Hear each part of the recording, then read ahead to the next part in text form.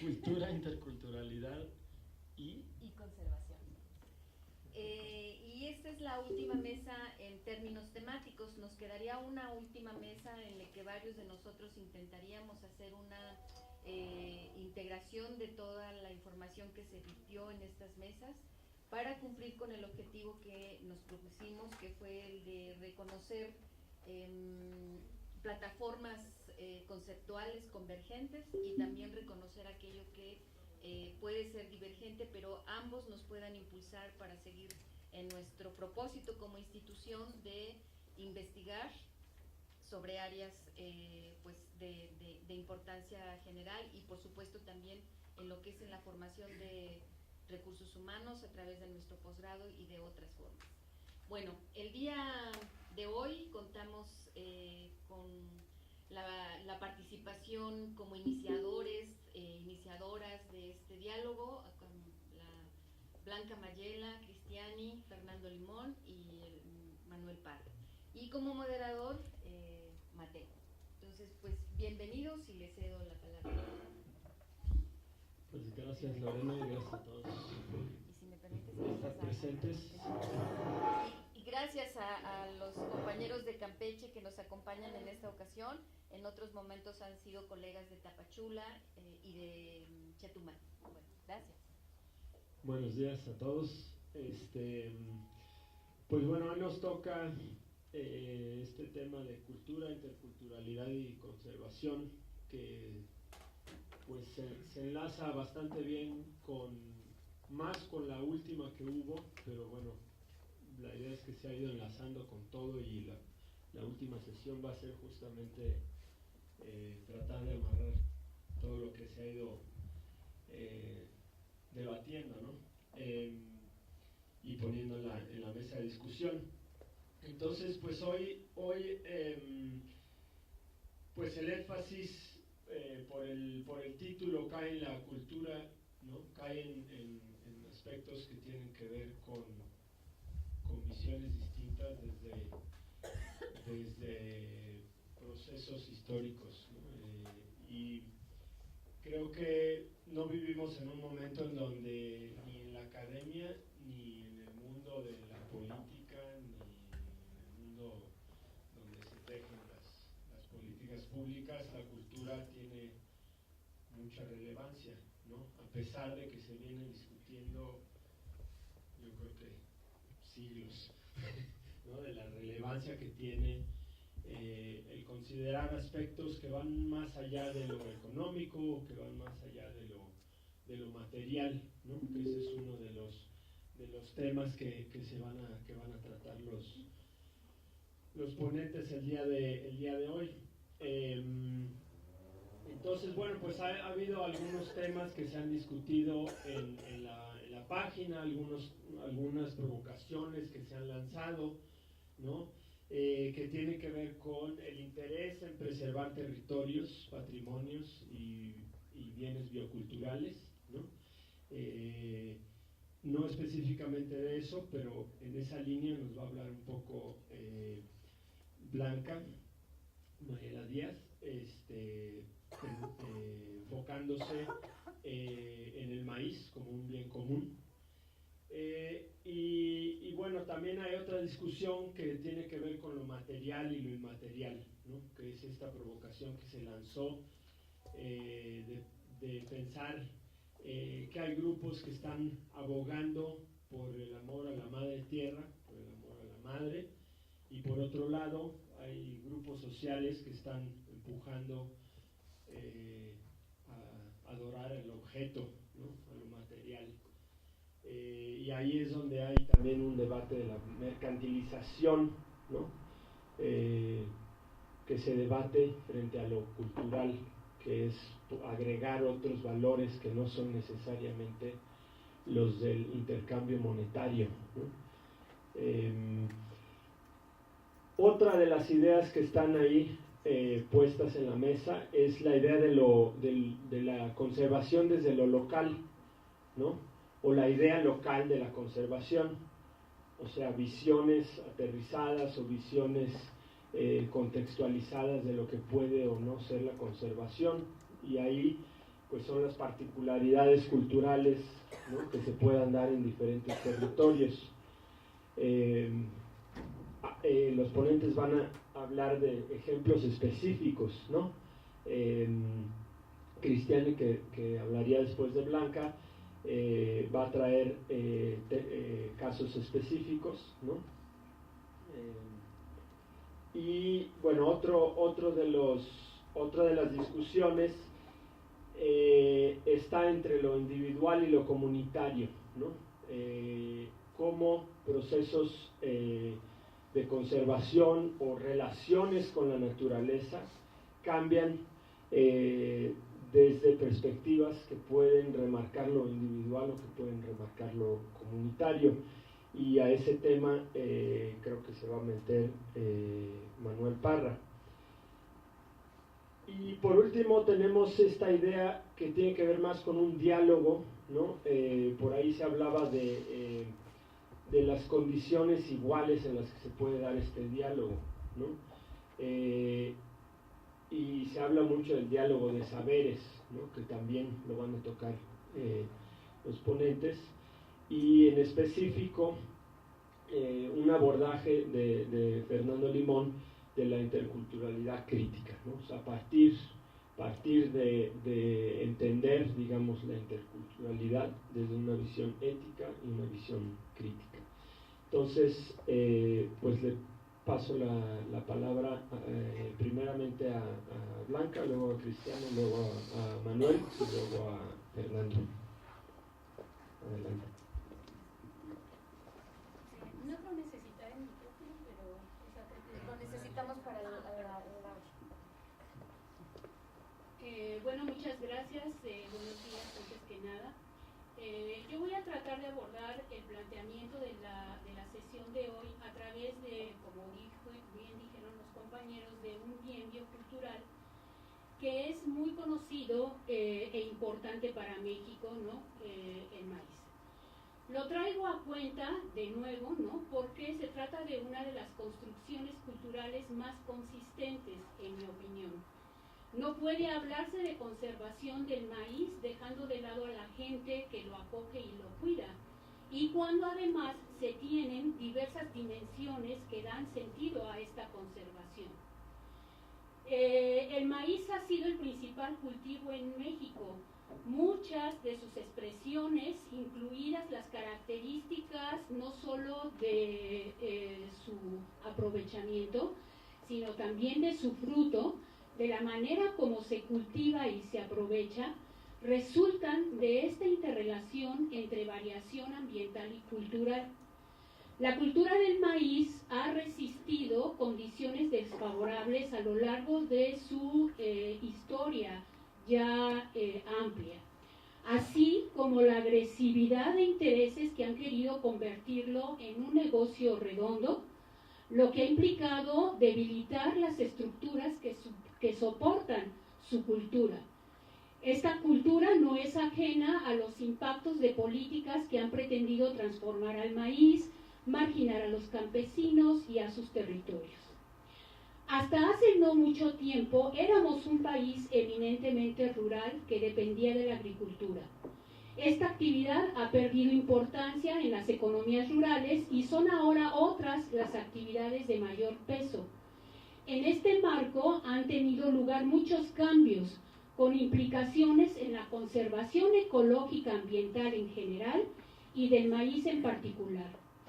Cambios en el uso del suelo, en los propios sistemas agrícolas, la simplificación de prácticas, la intensificación en el uso de agroquímicos, etc.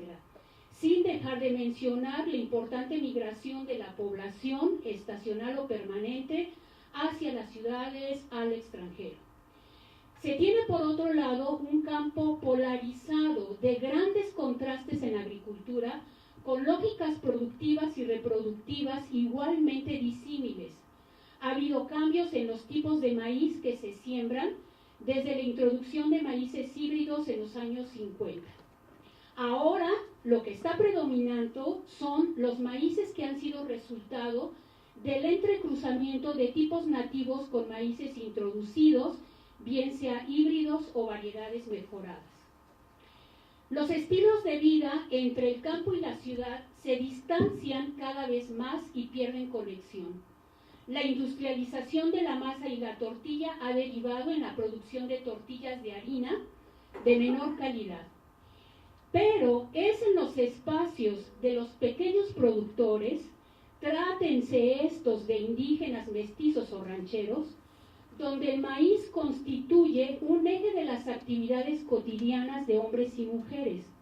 Se nace, crece y muere con el acompañamiento de maíz. En estos hogares, el maíz se siembra, cultiva, cosecha, guarda, se selecciona semilla para la siguiente siembra, se consume y vuelve a sembrar. Todo un ciclo anual atravesado por rituales, ceremonias, festejos. La milpa es un componente del paisaje que se relaciona con otros sistemas productivos, lo que se rige mediante normas de acceso a la tierra. La mayor parte de los agricultores que siembran maíz mantienen vivo aún el sistema tradicional de semillas tan importante para tener una semilla viable. Esto se regula a través de diversos mecanismos como la herencia de semilla, el trueque, la solidaridad, pero también introducen semillas de otras partes que se prueban, adoptan o desechan conforme a criterios propios.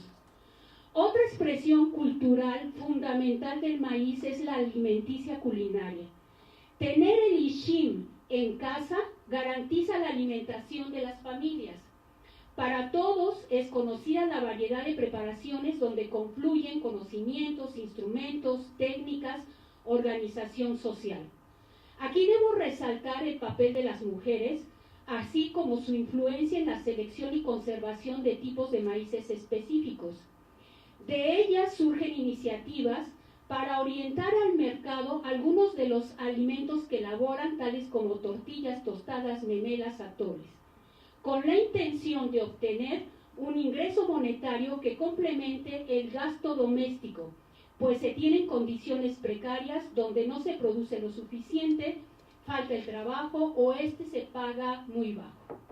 No es fácil superar estas condiciones, razón por la que destaco los esfuerzos de las mujeres por revalorar la cultura culinaria indígena mediante la profesionalización de sus conocimientos y habilidades adquiridos en las cocinas de sus mamás y abuelas siendo niñas. Ahora, como expertas en cocina, promueven los platillos de maíz en restaurantes de lugares turísticos. La cultura de maíz trasciende el mundo agrícola y se proyecta a otros espacios. A raíz de los embates recientes hacia los maíces criollos, principalmente por los transgénicos, se multiplican y diversifican las acciones en torno a su conservación. Esto ha sido motivo suficiente para el surgimiento de varios frentes que oponen resistencia a la subordinación y desaparición del maíz como un bien de acceso libre. Existe una problemática de que debemos reconocer y estar alertas, incluso a la defensiva, puesto que hay quienes, viendo negocio en ello, como lo dije antes, han pretendido arrebatar el control parcial o total de las semillas, de la agricultura y de los alimentos. El maíz se quiere manejar como mercancía cuando para muchos de nosotros no lo es.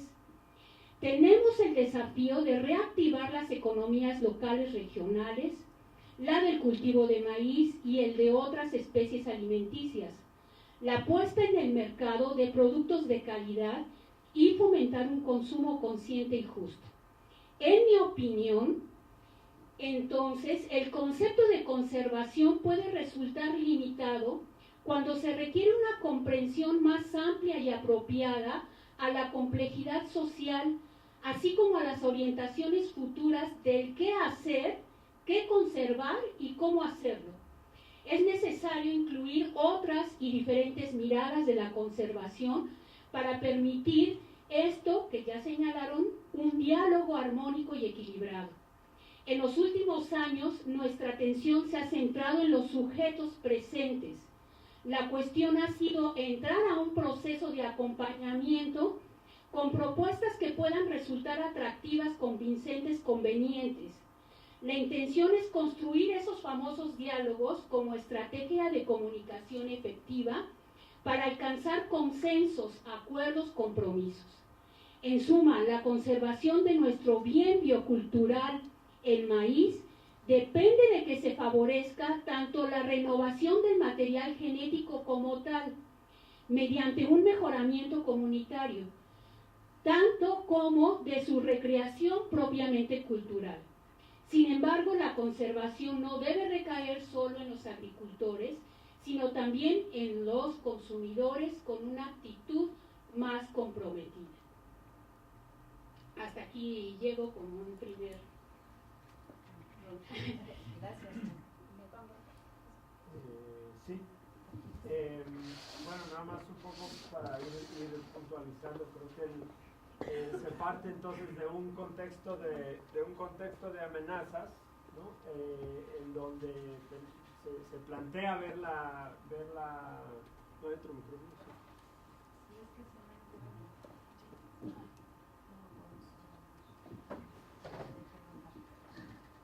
En donde se plantea la cultura en cambio, ¿no? Y por ende también la conservación. Entonces ahí es un punto clave, ¿no?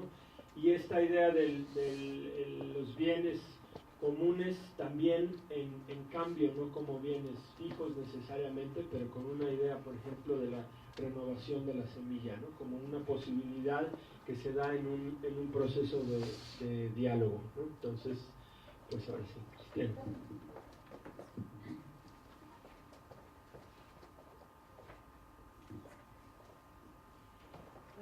En mi caso, cuando Lorena me propuso la participación, realmente lo primero que me llegó a la mente cuando me dijo conservación, cultura, interculturalidad, eran experiencias muy concretas en el trabajo de campo, cuando estamos con una comunidad cuya lengua no manejamos bien o no la manejamos, dependemos de traductores. Y al hablar sobre conservación, pues ellos en la comunidad empiezan a hablar entre ellos en su lengua, no entendemos nada, pero de vez en cuando escuchamos en español palabras que no pueden traducir o transmitir tan fácilmente. Y una de estas palabras por lo general también es conservación. Es decir, muchas veces no tienen palabra en su propia lengua, o sería una interpretación mucho más amplia que en este momento no se puede dar. Entonces creo que eso es que nos enseña los que siempre queremos definir conservación, encontrar algo universal, alguna teoría sobre la conservación. Es decir, creo que ese es justo el problema, que hay tantas interpretaciones que le podemos dar, y que en cada pueblo, a veces cada individuo tiene su propia interpretación. Entonces, ¿quién hace las políticas? La CONAM, principalmente, aquí en México, de conservación. Y ellos hasta hablan que quieren llegar con su educación ambiental a una cultura de la conservación. Entonces nos preguntamos realmente, pues, ¿qué es o cómo se lo imaginan? Pues, finalmente, todo el sistema de áreas naturales protegidas, de la educación ambiental, etcétera, que se proponen, están basados en el sistema hegemónico y en la ciencia occidental. Todos los criterios que mencionan en los catálogos de cómo se establece un área natural protegida, etcétera, todos esos criterios están basados en resultados de la investigación occidental científica.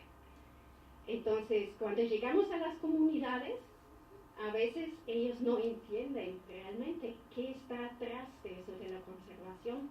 Ellos consideran que ellos conservan porque tienen que hacer otra cosa o porque las limitaciones que se les ponen. Entonces, nosotros tuvimos una experiencia concreta en el volcán Tacaná.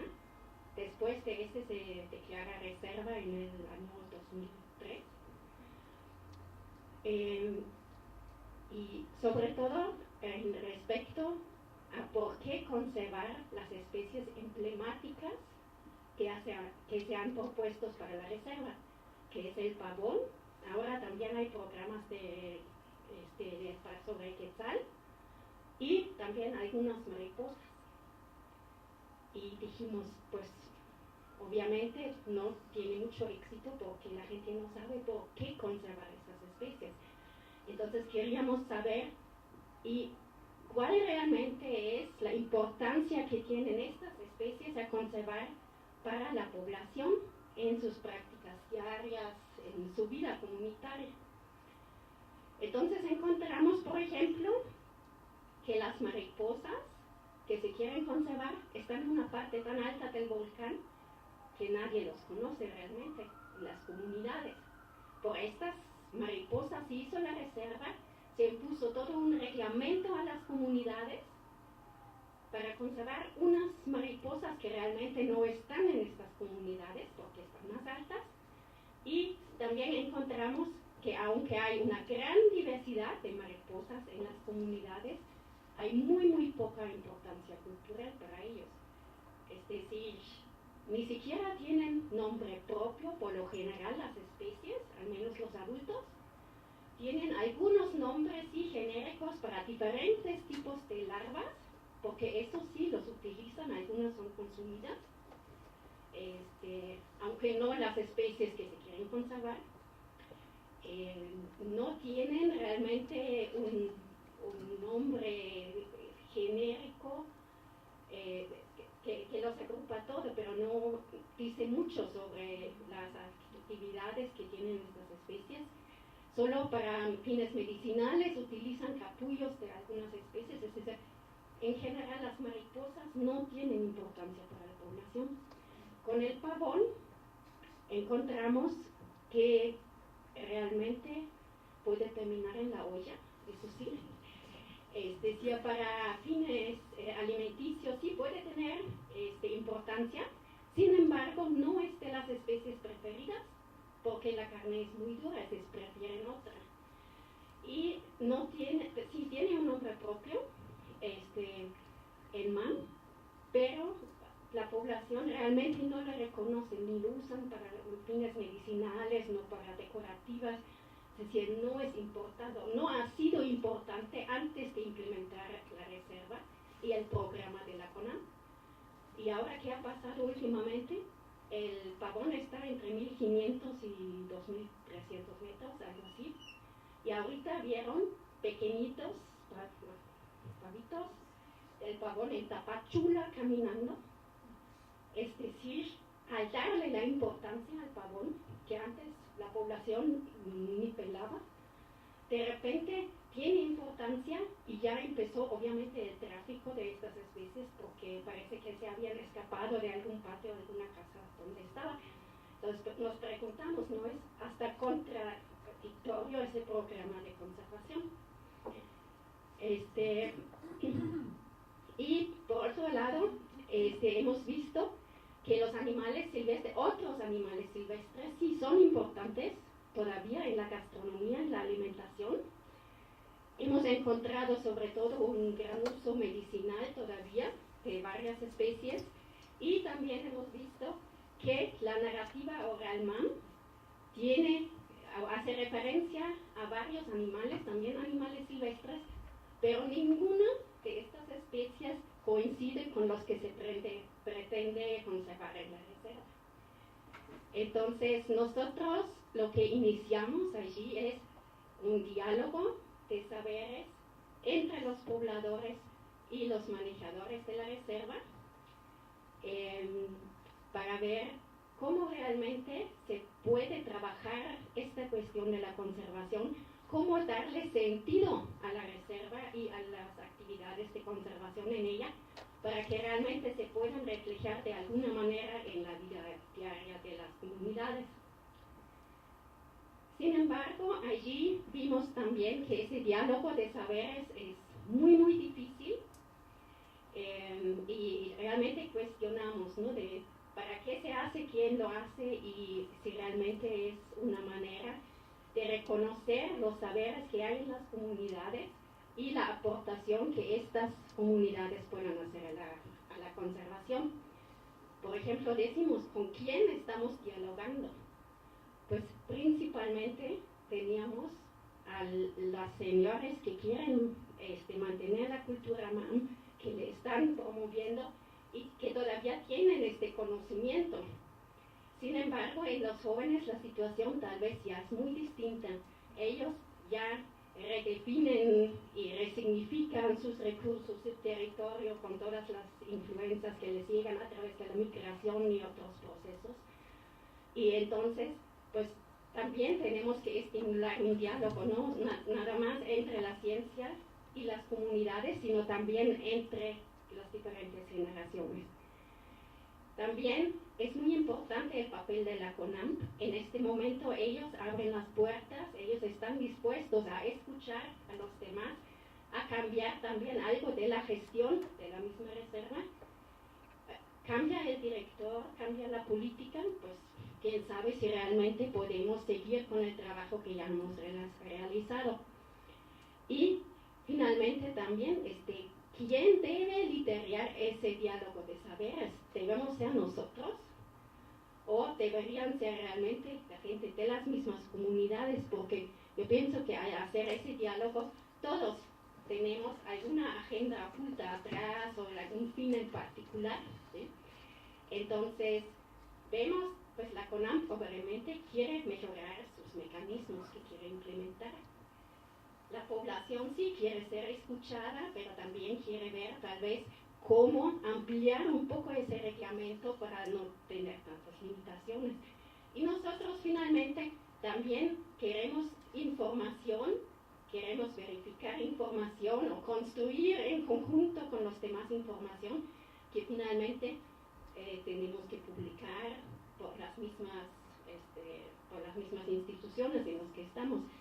Entonces vimos que en la práctica realmente este diálogo de saberes que intentamos y que tal vez nos puede acercar un poco más a un entendimiento entre todos de qué es conservación y cómo la queremos y cómo se puede realizar en las comunidades, que a través de este diálogo todavía no hemos avanzado mucho, nos queda mucho tiempo todavía por tener mejores experiencias, por realmente reconocer al otro, la opinión del otro, de no siempre querer ver universalidades, cómo finalmente sacar nuestros esquemas con los que manejar la reserva, con los que publicar los resultados, sino cómo realmente, qué vamos a hacer con estas diferentes realidades, los saberes y las universalidades que podemos obtener a través de este diálogo.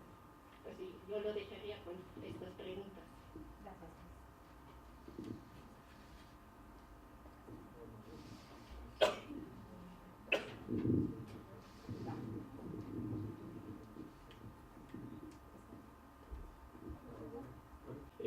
Claramente el diálogo entre múltiples actores institucionales no es, digamos, el diálogo de saberes, ¿no? El diálogo de saberes va más allá y ahí es donde la lengua, el idioma, resulta también clave, ¿no?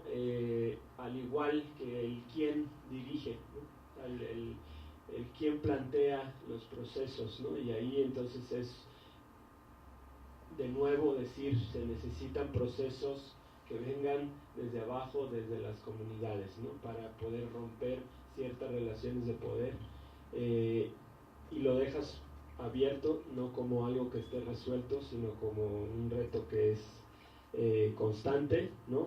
Y yendo un poco más allá, decir, bueno, no concibamos a la comunidad como un todo, sino que entendamos que dentro de las comunidades hay también diferentes visiones de los jóvenes. Blanca ya decía la importancia de la participación de las mujeres, ¿no? Desde otras perspectivas. Entonces, muchas gracias. Creo que vamos a reforzar ahora con Manuel. Bueno, me voy a referir, digamos, a los esfuerzos que se han hecho de articulación entre los procesos macro de formación de políticas públicas y de definición de líneas de investigación sobre la conservación, frente a los esfuerzos desde abajo de comprensión del trabajo de la comunidad, de sus anhelos, de sus aspiraciones y de sus ideas, ¿no? Entonces, pues aprovechando las ventajas que me da la edad, ¿verdad?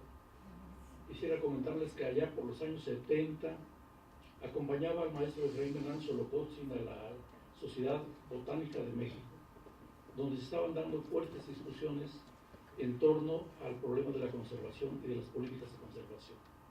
Participaba Gonzalo Harter, Arturo Gómez Pompa, Efraín Hernán Xolocotzin y otros biólogos y agrónomos muy polemizadores, ¿no? Eran discusiones muy fuertes. De esa época, digamos, en 1984, Gonzalo Harter sugirió en 1984 un esquema de conservación conocido como Modelo Mexicano de Reservas de la Biosfera, que critica la concepción de los parques nacionales estadounidenses y propone la incorporación de las poblaciones locales a labores de conservación y desarrollo que les aporten beneficios bajo un esquema de cooperación con organizaciones académicas y gubernamentales. En esta línea de pensamiento, la CONABIO estableció como política en 2009 que el argumento de que el desarrollo está confrontado con el uso sustentable de los recursos y con la conservación de nuestro capital natural es falaz e irresponsable y responde al desconocimiento de información o a la prevalencia de intereses individuales o de grupo sobre el interés público. Abonando esta idea, Edgar Vogt propone en este año, ¿no?, posicionar el concepto de patrimonio biocultural de los pueblos indígenas para relacionarlo con sus derechos culturales. El concepto, dice, se refiere a uno de los atributos culturales centrales de la organización de la cultura de los pueblos indígenas, la relación naturaleza-sociedad. Digamos que es un proceso que está siendo discutido fuertemente en las revistas de biología. En la práctica, en México, se han desarrollado diversos instrumentos para la conservación, tales como las áreas protegidas en sus distintas versiones, la protección in situ y ex situ de las especies amenazadas, la silvicultura sostenible, el café sostenible y favorable a la biodiversidad, el ecoturismo, el manejo sostenible de las especies silvestres y la pesca sostenible. Pero en los últimos años ha venido cobrando fuerza la idea de que las acciones de conservación deben realizarse tomando en cuenta que los paisajes en territorios indígenas muestran mosaicos con diferentes usos de la tierra que expresan necesidades y preferencias culturales y se sostienen por las normas comunitarias. Así, Víctor Toledo propone una estrategia regional, una estrategia biorregional de conservación, en tanto que Perfecto y Van der Meer argumentan que es en la matriz agrícola donde se deben enfocar los esfuerzos de conservación de la biodiversidad. Al respecto, José Sarucán considera que para asumir la perspectiva de los paisajes agrarios se enfrenta el desafío de integrar eficazmente los saberes tradicionales con los conocimientos ecológicos y con las capacidades técnicas, y reconocer que el papel preponderante de las cuestiones sociales en todos los programas de restauración, de manera que involucre la participación activa y a largo plazo de las comunidades. Y este no es un reto trivial, ¿no? Creo que ahí se encuentra, digamos, la barrera que se vive desde las instituciones académicas o de las políticas, ¿no?, para poder rebasar esta barrera entre el trabajo de las comunidades y la acción gubernamental o académica. Para responder la relación naturaleza-sociedad, o para comprender la relación naturaleza-sociedad, en nuestro equipo de trabajo estamos realizando una investigación, acción participativa, con enfoque transdisciplinario y basado en el marco de los modos de vida sustentables. Para esto, en talleres participativos, que llevamos más de 100, buscamos el diálogo con las comunidades en torno a 4 grandes temas. El primero es la subjetividad, a partir de las cuales el colectivo le da sentido a su modo de vida. O sea, las actitudes, las motivaciones, los valores son los elementos que dan sentido al modo de vida de las comunidades. Desde esas subjetividades se definen los anhelos o frutos deseados que constituyen la imagen objetivo de la vida buena. O sea, en esa subjetividad está, digamos, el germen de lo que se concibe como la vida buena, la vida plena, el Ekikus Lejal o cualquiera de estos términos que se están analizando ahora, ¿no? Y esa imagen es la que orienta la acción colectiva de las familias y de las comunidades.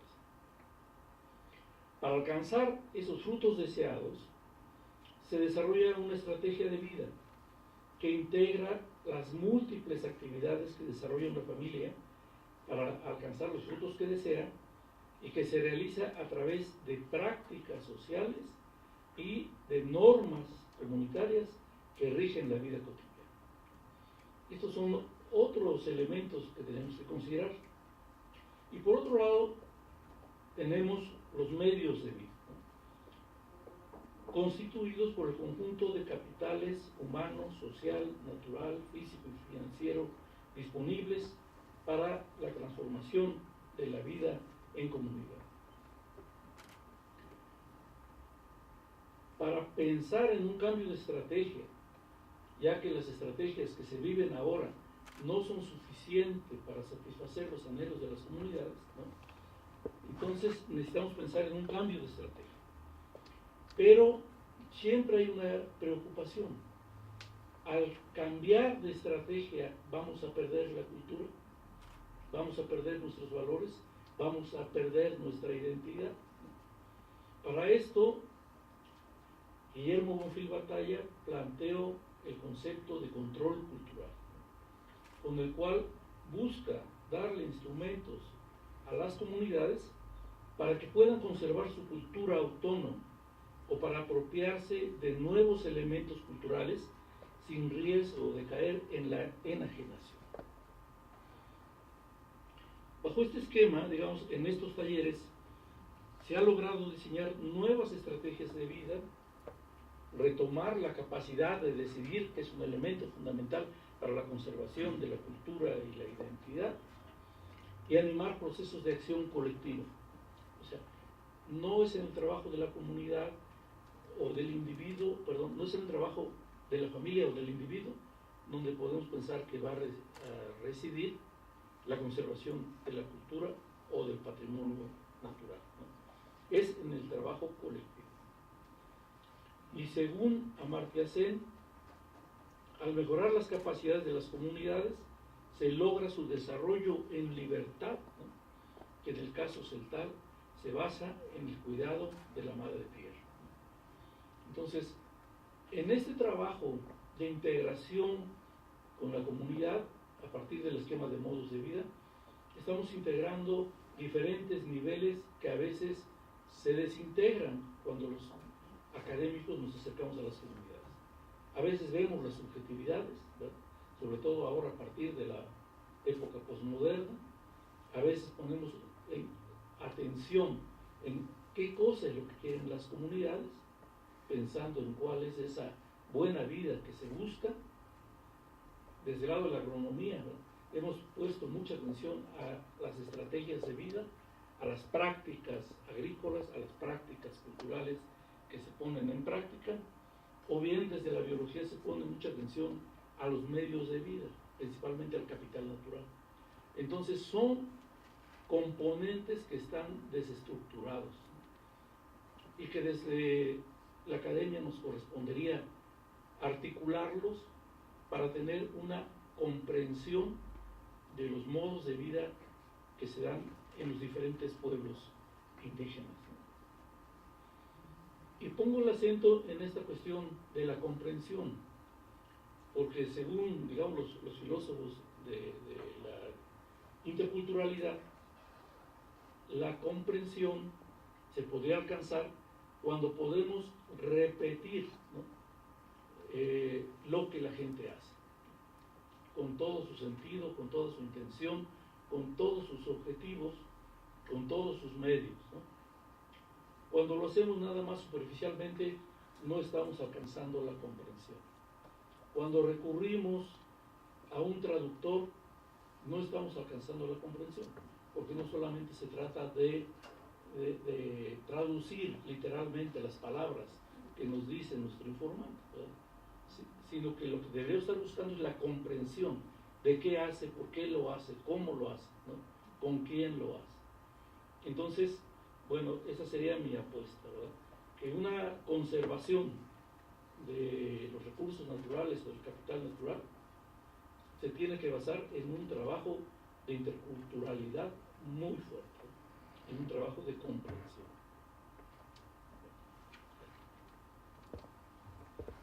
Muchas gracias, Manuel. Bueno, pues creo que tú mismo lo sintetizas, ¿no? Refuerzas esta idea de la necesidad de construir desde abajo, pero con un enfoque en las subjetividades, ¿no? Como poder realmente comprender a partir de unas ciertas herramientas académicas, ¿no? En donde tú le das un papel a la academia, ¿no? De poder articular no solo hacia afuera, pero incluso adentro, ¿no? Generando o potencializando la acción colectiva como algo necesario, ¿no? Si se está hablando de la conservación. Estas tres pláticas me han hecho reflexionar un poco sobre qué papel juegan estas culturas en términos de inspirar lo que sucede en zonas urbanas, ¿no? Porque pareciera que estamos ahorita también hablando mucho, poniéndole bastante peso a las comunidades rurales, y en el diálogo intercultural yo ahí me pregunto, bueno, ¿qué estamos aprendiendo para hacer en el ámbito urbano? Entonces dejo esa pregunta tal vez para la plática después, y le paso la palabra a Fernando Limón. Pues muchas gracias, Mateo, Lorena, buenos días. Me alegra mucho que mi palabra sea como en este momento, después de las presentaciones que me han precedido, sobre todo la última, porque toca muchísimos aspectos creo que se van a reforzar. Me parece que el asunto de hablar de lo cultural, de las culturas, no puede hacerse en lo aislado, de manera que cuando hablamos de cultura tenemos que hablar de interculturalidad o multiculturalidad. Y concretamente, desde el hecho de la presencia de pueblos originarios, porque esa es la realidad, es el contexto en el que vivimos, es una lógica de multiculturalidad que establece relaciones de colonialidad, de pensamiento, de opresión históricas, de control. Entonces no puede uno hablar de cultura como desde la nada, hablamos desde donde vivimos. Esto es una cosa que es muy importante. Entonces está este eje de comprensión de lo cultural en una lógica de multiculturalidad que debe ser superada hacia una interculturalidad que rompa las lógicas de colonialidad del ser y del pensamiento y de las relaciones con el mundo y con la vida, que implica entonces a pueblos originarios. Y nuestra propuesta ha sido y está en enfatizar la lógica como se vive desde la especificidad histórica de los pueblos, es decir, de los conocimientos culturales, en esta comprensión de la relación dialéctica de que según conocemos es como vivimos, según como vivimos es como conocemos. Y eso nos hace meditar en torno a que esta noción de la conservación, o conservar, proteger, cuidar la vida, cuando hablamos desde estos hechos implicando pueblos originarios, que son los que nos confirman la pluralidad de formas de comprender la vida, pasa por la experiencia de vivir en el territorio. No se puede entender la vida tampoco desencarnada. La vida se entiende desde dónde y cómo vivimos y qué tipo de relaciones son necesarias para poder vivir la vida. Por eso el tema de la producción agrícola como cuestión medular. Entonces, con este eje es que estoy haciendo la propuesta de las reflexiones que comparto. Hay que saber que los pueblos originarios, que a nivel global son más o menos el 5% de la población mundial, se reconoce que poseen más o menos el 20% del territorio del planeta. Pero aquí el hecho fundamental es esto, que viven y habitan en todos los ecosistemas conocidos y tienen una densidad poblacional muy pequeña. Por lo tanto, es muy factible siempre que el tema de interés sobre la conservación toque a los territorios de los pueblos originarios y a sus formas de vivir y de comprender la vida. Entonces ya estoy remarcando esta idea de que los pueblos originarios en todo el planeta, a excepción de algunos casos muy especiales como Mongolia, ¿no? Todo un país que sí corresponde a un pueblo originario en su mayoría. La mayor parte de los pueblos originarios en el resto del planeta son pueblos colonizados que son considerados como minorías. Y por lo tanto pesa sobre estos pueblos historias de colonización. Esto debe ser comprendido, porque si no, no se comprende nada. Hay un encuentro que es normalmente desencuentro, es un encubrimiento de las potencialidades de los pueblos desde la lógica de quien se afirma a sí mismo como totalidad dominante y hegemónica, que considera a todas estas minorías étnicas como la alteridad, como la otredad. Pero junto con esta idea de alteridad ya van asociadas una serie de imágenes o de prejuicios que tienen que ver con que son tradicionalistas, que son por esencia conservadores, o que son pobres, o que tienen tecnología rudimentaria.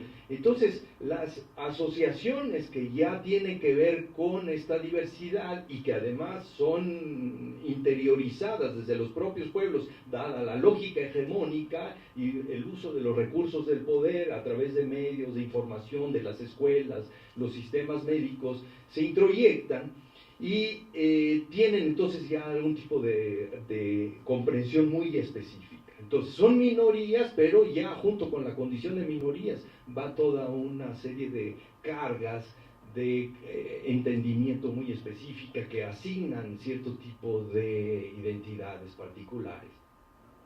Pero por otro lado, en una posición horizontal, la otra otredad, vista desde la alteridad de los pueblos, es aquella alteridad cultural. Hay que verla como alteridad cultural, es decir, que propone una forma de vida, un modo de vida, un modo de relación con el mundo y con la vida, que normalmente van a llevar consigo todas otras personas que no se suscriban parte de un pueblo originario. Y ahí pasa por toda esta lógica de aculturación y esta idea del control cultural de Bonfils. Quien se suscribe no miembro de un pueblo originario y lleva consigo ya estas otras lógicas de relación con la vida, comprendiéndolas, entendiéndolas y por lo tanto relacionándose con ellas de una manera particular, que hoy por hoy tiene una especie de articulación compleja entre la idea de la innovación tecnológica, así vertiginosa, que es fetichizante y alienante. Este es un problema mayúsculo en términos de la relación urbana, rural, del tipo que sea, porque está mediada por la innovación tecnológica que es alienante. Cuando digo alienante es que nosotros nos subordinamos a la tecnología. Y esto valga a pensar lo que tenemos ahorita aquí, los celulares, estos aparatos que nos alienan. No sabemos cómo funciona, pero lo requerimos para vivir. Y nos subordinamos a sus mecanismos y a sus formas de proceder. Además, hay una expansión inusitada del capital y su control en muy pocas manos. Esto es una cosa que es complementaria y es adyacente, es coadyuvante de la posición cultural predominante. Y estamos hablando entonces que a nivel global unas cuantas familias poseen, los últimos informes hablan de 8 familias a nivel global que tienen el 40% de los recursos del planeta. Eso está asociado a las lógicas con las que vemos y nos relacionamos con los espacios y con los territorios, porque esa gente que ve global dice que todo México es territorio Telcel, o todo México es territorio Facebook, no sé qué cosa. Es decir, ¿por qué es su territorio? Porque ahí llega el alcance de su forma de relación con el tiempo, con el mundo, con la vida y con los demás. Esa es la dimensión cultural. Y pasa entonces por el control de recursos económicos. Y además, y la tercera, es el dominio de valores de esa civilización moderna. Con el cogito, el pensamiento racionalista galopante y su posmodernidad relativizante y objetualista. Entonces, esta es una cuestión de introducción que es fundamental para ver. Los pueblos originarios, por lo contrario, son pueblos todos que tienen una racionalidad religiosa, relacional. Y esto hace el abismo de diferencia. Y esto es una cosa que hay que considerar cuando pretendemos un supuesto diálogo de saberes. No puede haber diálogo de saberes cuando hay un abismo de comprensión y de entendimiento y de ritmos y de intereses. Tiene que haber, la propuesta es un planteamiento de interaprendizaje, es decir, debe haber una voluntad previa de comprensión, como dice Manuel, para desplazarse del espacio donde uno comprende, va sometido a una lógica hegemónica de esa racionalidad que nos ha sometido a todas las personas que no nos arroguemos parte y no nos suscribamos parte de los pueblos originarios. Y hacerlo es suscribir una racionalidad religiosa, relacional, comprensiva. Esto es muy interesante. Habría N cantidad de testimonios, de ejemplos que compartir de cómo vivimos y cómo entendemos esto. Valga la pena decir, por ejemplo, en el caso del pueblo Chu, que yo debo hablar con hoy, porque hoy es un sujeto, el tiempo es un sujeto, y si está, yo debo de hablar. Y si estoy callado, lo estoy ignorando, lo estoy despreciando, si no le hablo. Entonces tengo que hablar con hoy. ¿Qué significa eso? Pues eso significa una disposición a la comprensión de qué me dice hoy a mí y qué le voy a decir yo a hoy. Esto habla de racionalidades diferentes con las que tienen implicaciones muy concretas en la relación con el mundo y con la vida. Entonces aquí hay una cuestión importante, porque este asunto de la comprensión deja ver la posibilidad de conocer algunos aspectos particulares, pero siempre en su complejidad, y procesos y fenómenos en esta lógica compleja, y que es diferente al asunto de la explicación como forma predominante y privilegiada del saber desde las lógicas de la racionalidad logocéntrica, académica, científica. Estoy por concluir. Esto es muy importante, porque entonces cuando a mí me explican las cosas, yo lo puedo saber, pero si no lo comprendo, como ya Manuel dijo, no lo puedo vivir, y esa es la diferencia entre el conocer y el saber. El conocer siempre es corporizado. Según conozco, vivo. Entonces yo puedo tener un montón de información que se convierte en un saber en la medida en que lo articulo complejamente, pero deviene conocimiento cuando se convierte en cuerpo en mi actuación, en mi forma de desenvolverme, de hacer mi vida sobre el espacio que habito. Esto es muy importante porque esto es lo que genera los retos a la dificultad de establecer el tipo de interaprendizaje que se nos sugiere. Yo diría aquí dos cosas, incluso para concluir, repito, para concluir.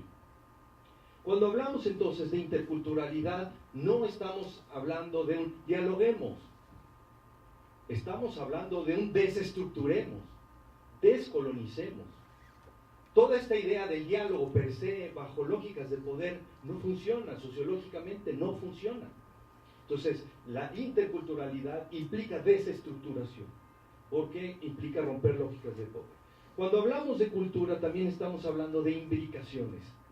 Hablar de imbricaciones nos hace pensar en cómo entiendo este juego que ponen, ¿no?, las manos así y un montón, y a ver quién gana para sobreponer la mano sobre de otro. Ahí se hace uso de los recursos del poder, en esas imbricaciones de manejo del territorio, de las temporalidades, de las comprensiones. Ahí tiene que ser el duelo de titanes. No para desestructurar una lógica y para reivindicar una forma de comprensión y de relación con la vida como vida memorizada y esperanzada sobre un territorio muy específico. Entonces concluyo diciendo muy sintéticamente la importancia de que si hablamos de conservar, hablamos de cuidar, hablamos de cuidar la vida en toda su diversidad y complejidad cultural y biológica. No puede ser nada más biológica. Y cuando estamos hablando entonces de diversidad cultural, es ahí en donde vienen las como burbujas de oxígeno para poder pensar en la posibilidad de un mundo que no se esté yendo a la muerte bajo esta lógica cultural predominante con sus nefandas consecuencias que francamente son de muertes en la pérdida de la diversidad, con concreciones dramáticas que son la disminución de lo diverso en el sentido biológico cultural, el calentamiento global y la acumulación del capital en unas cuantas manos. Muchas gracias, Fernando.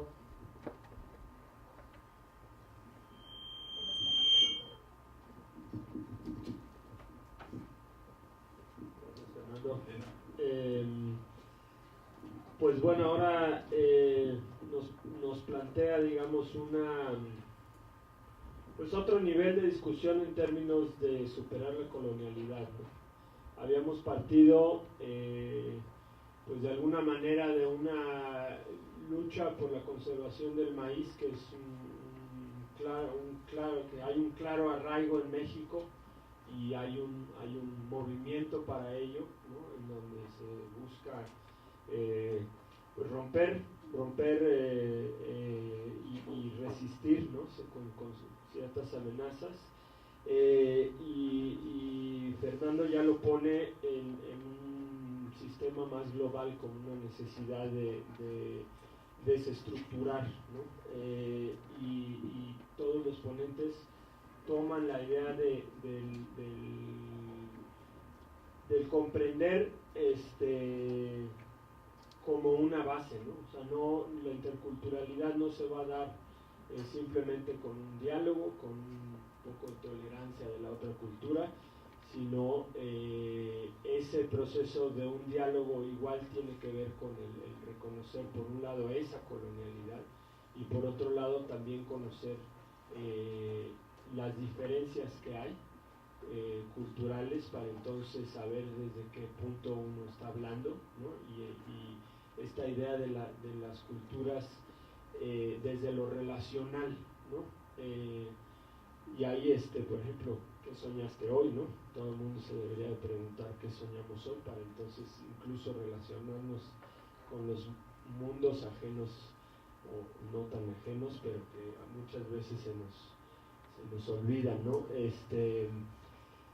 Y en esa relacionalidad, Fernando nos plantea la alienación de la tecnología, ¿no? Entonces empezamos con una lucha en contra de los transgénicos, un proceso en donde las instituciones imponen, ¿no?, ciertas lógicas de conservación, a una propuesta de un diálogo desde encontrar las subjetividades, no solo encontrarlas, sino irlas construyendo en conjunto, en colectividad, ¿no?, para pasar a un proceso en donde, pues, para entender la conservación se requiere tener otras dimensiones, y ahí es donde habría que preguntarnos aquí dentro de esta institución cómo estamos logrando tener ese diálogo, ¿no?, tanto con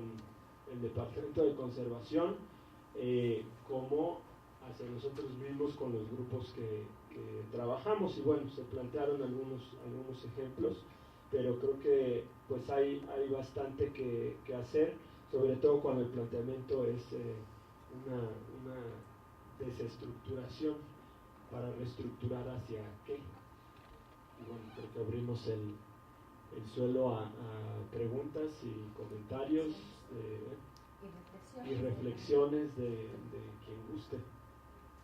Adelante.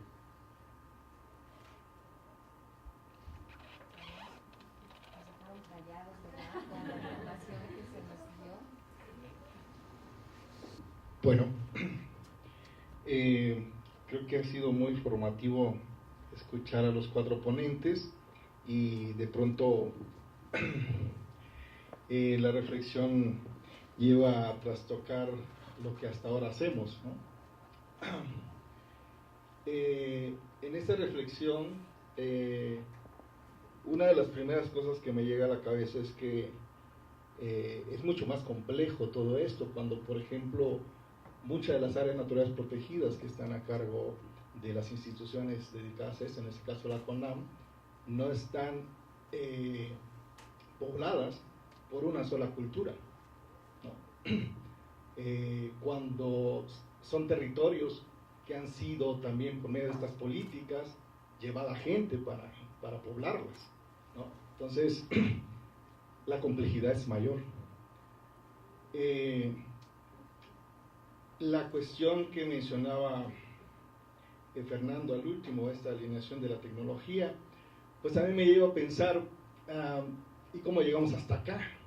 ¿No? O sea, ¿cómo dejar la tecnología fuera de nuestra vida para poder estar en el hoy, ¿no? Son cosas que me meten mucho ruido en la cabeza, ¿no? Para poder entender cómo poder hacer adecuada este uso de los territorios de manera armónica entre lo que hace la gente para un buen vivir y que sean de una forma compatible con los pensamientos que tanto instituciones políticas como académicas tenemos acerca de los capitales naturales, ¿no? Lo que decía Cristiane, cómo compatibilizar esos requerimientos de que para la academia el pavón se está extinguiendo, es una especie que va a dejar de existir en la tierra, pero para los mames no tiene un valor cultural. Entonces ese tipo de cuestiones sí me deja mucho que pensar, ¿no?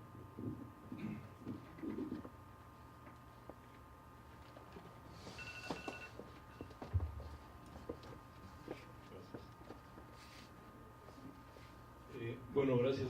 Yo agradezco mucho las palabras que nos han dado Blanca, Cristian, Manuel, Fernando.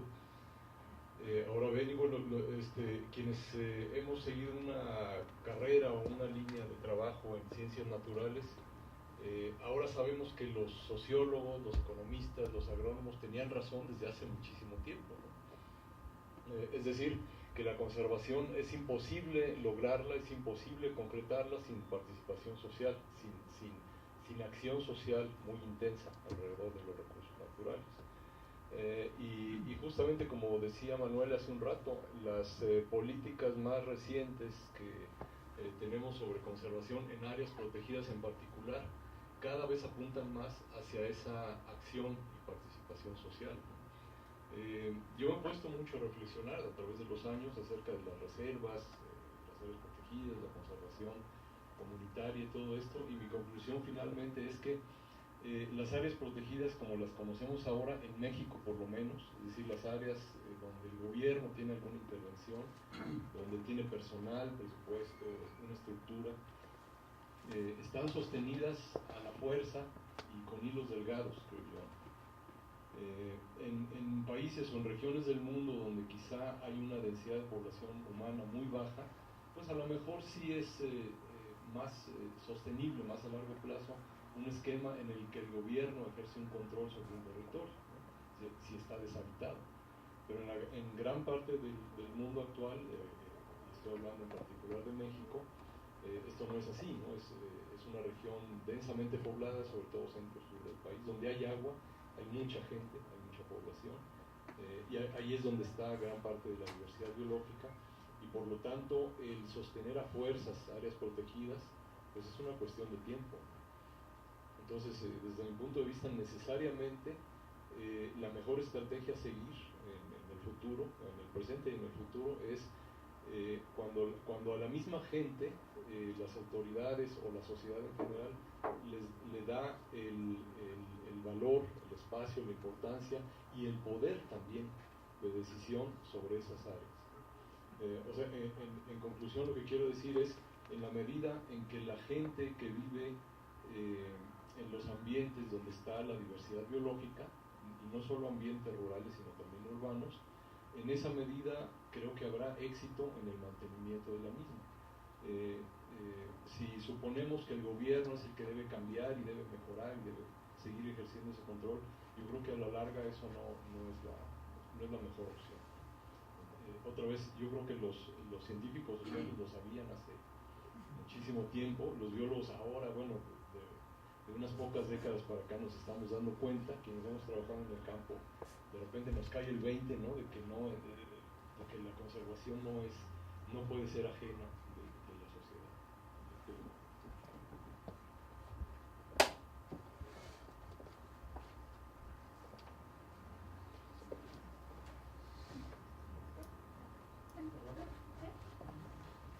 Bueno, pues sí, el comentario que hice hace unos minutos es verdad, o sea, me deja un poco como fría, sin palabras, o como un reto enorme hacia adelante.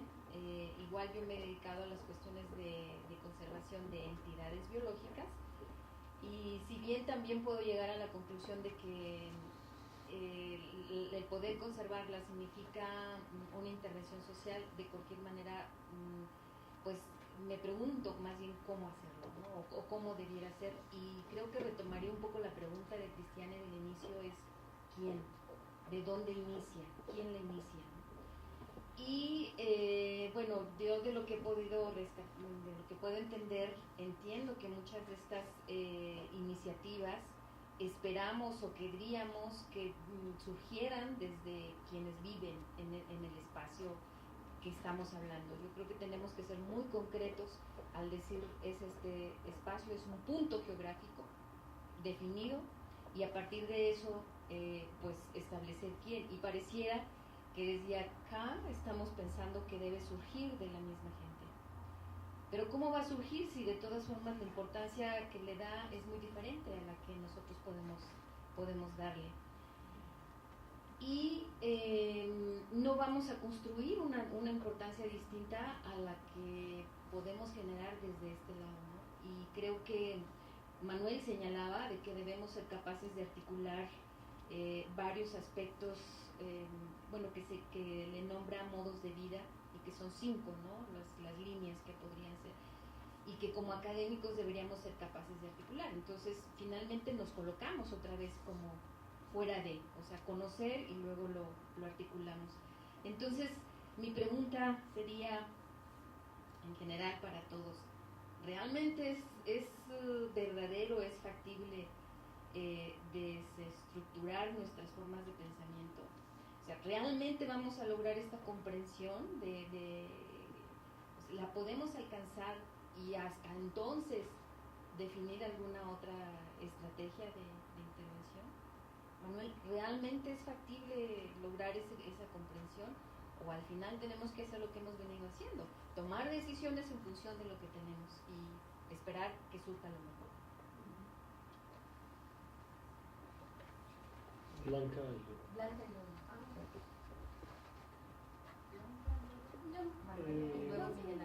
Es que va en el mismo sentido que ahorita está señalando Lorena. Es decir, la misma pregunta yo me planteo, ¿estamos preparados para poder crear, digamos, esta interculturalidad desde la perspectiva en que nos la plantea con toda esa complejidad, ¿no? Que nos plantea Fernando, por ejemplo? Yo considero que, bueno, desde mi punto de vista, al menos yo no estaría preparada como para poder ni siquiera alcanzar una comprensión del tipo de comprensión que se requiere para poder entonces poder empatar y ponerme en la misma sintonía que esto en la que se vive, ¿no? En la que viven los pueblos originarios. Sin embargo, esto no significa que yo me vaya a hacer de lado, ¿no? El no sentirme preparada no significa que vaya a hacerme a un lado y que deje de hacer o de intentar hacer lo mismo que hemos seguido haciendo, claro, digamos con nuevos elementos más reflexionados, etc. Digamos que nuestros acercamientos no han sido con tal profundidad, ¿verdad?, como efectivamente podrían necesitarse, ¿no? Sin embargo, igual a través de estas experiencias y de lo que conocemos, digamos, del trabajo que ha realizado el equipo de Fernando, ¿no? Nos agrada mucho poder conocer algo y sobre todo la reflexión de la experiencia relacionada con esto de la innovación y de la transferencia tecnológica. Concretamente yo recuerdo mucho esta experiencia, ¿no?, de la creación de ¿cómo se llaman estos? Pues como hornos, ¿no? Estufas, no son estufas, sino estos dispositivos para apropiados, ¿no? Para estas comunidades que cultivan el café, secadores solares. Recuerdo mucho esta experiencia que tuvieron ellos, ¿no?, en esta propuesta de innovación tecnológica, donde efectivamente hay ahí una participación importante de las comunidades, ¿no?, una especie de ponerse de acuerdo en qué hacemos, cómo hacemos, cuándo lo hacemos, etcétera, y que bueno, yo he venido tratando de tener siempre presente para poder pues entablar, digamos, esta relación y no sentirme, ¿no?, totalmente impotente para poder iniciar y continuar con estas relaciones, ¿no? Entonces, bueno, es un poco el comentario, ¿no?, de decir si realmente estamos preparados, si realmente es posible, ¿no? Y bueno, insistir en estos acercamientos, en estas aproximaciones que son las que nos forman.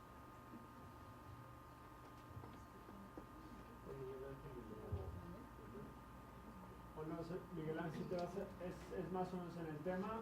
Si no, pasamos a Manuel y regresamos, o de una vez. Perdón, ¿qué tema? Adelante. Bueno, como diría Denis, esta idea loca de la conservación me mete muchos ruidos en la cabeza. Y a todos los puntos creo que no han sido tocados y que pudieran parecer como complejos, bastante polémicos, fantasiosos. El ruido que me meten todas estas cuestiones es que desde mi perspectiva a veces no logramos salirnos, sea desde la perspectiva de biodiversidad o de cultura, de algo que algunos filósofos han llamado, y verdaderamente, no sé si existe el término análogo a la interculturalidad, en las relaciones con los otros seres vivos, en un término de igualdad, que sería un tipo de ser de idea loca, ¿no? O sea, así como somos capaces de ser unas sociedades dominantes de considerar iguales a otros, como los pueblos originarios, ¿no seremos también una sociedad dominante que es muy fantasioso, muy loco, considerar como iguales a otros seres vivientes? Porque en el curso de conocimientos de tierras que dominamos, se nos ha planteado y se nos ha demostrado que aún como investigadores técnicos o estudiosos en una maestría en conservación, en este caso maestría en recursos naturales, nosotros con conservación, no tenemos interiorizado como modo de vida justo o de bienestar, que tenemos el término de bienestar, al ambiente, a la naturaleza, a todos los seres vivos, ¿no? Entonces en esta idea, ese es un punto que no es muy claro con respecto a si seremos capaces de considerar en términos igualitarios a los otros seres vivos que tienen derechos a ser vivos. El otro tema que puede ser igual o tan polémico es que sacamos un tema en el curso en el cual Fernando, Ana Paula y un servidor escribimos una obra de divulgación y con fronteras sobre la sacralidad. Entonces ahí sí como que podemos hablar unos pueblos y decir, no, estamos hablando, ¿no? Ahora ya vamos a ser religiosos. No, la verdad, no estrictamente en este sentido. Pero son estas ideas locas de la conservación que tienen que salir para debatir, dialogar, señalar si son pertinentes o no. Porque termino señalando esto de que la sacralidad, el origen de la vida misma, y los diversos componentes físicos, biológicos, pues tal vez desde una perspectiva cultural, pero desde una perspectiva cultural que toca otros aspectos que no sean el uso, el control, el manejo, el aprovechamiento, ¿no? Y caerán en cosas como respeto, igualdad, no sé, ahí lo dejo solamente esos dos temas que concluyo. Tienen derechos los seres vivos, son sagrados.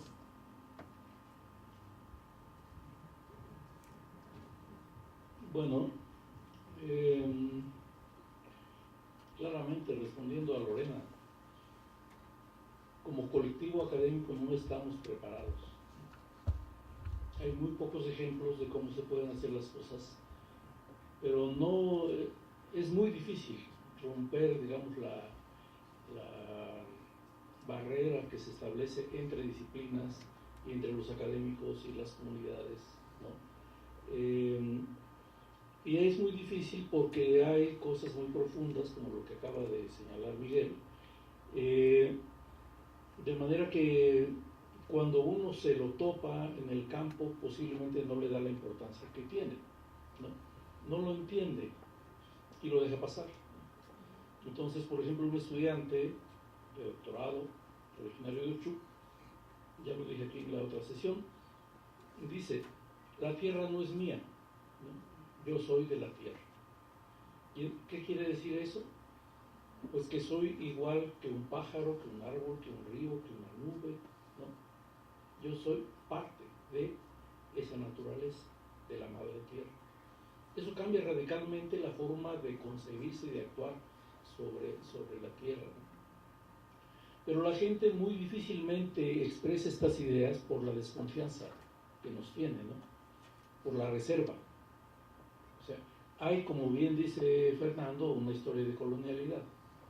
Y cualquiera que llega, pues la gente nos ve con reserva, ¿no? Nos ve con reserva.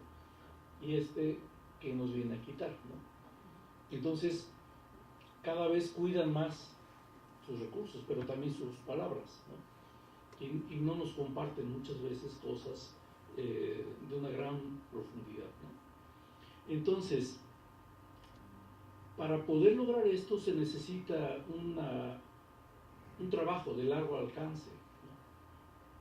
Cuando yo comencé a colaborar con las comunidades de Chilón a través de de la misión de Bachajón, ellos ya tenían 50 años trabajando en la región.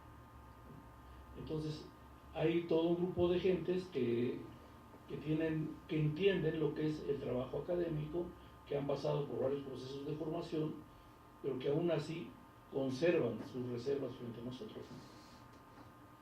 Y cuando después de realizar algunos talleres comenzamos a lograr procesos de cambio,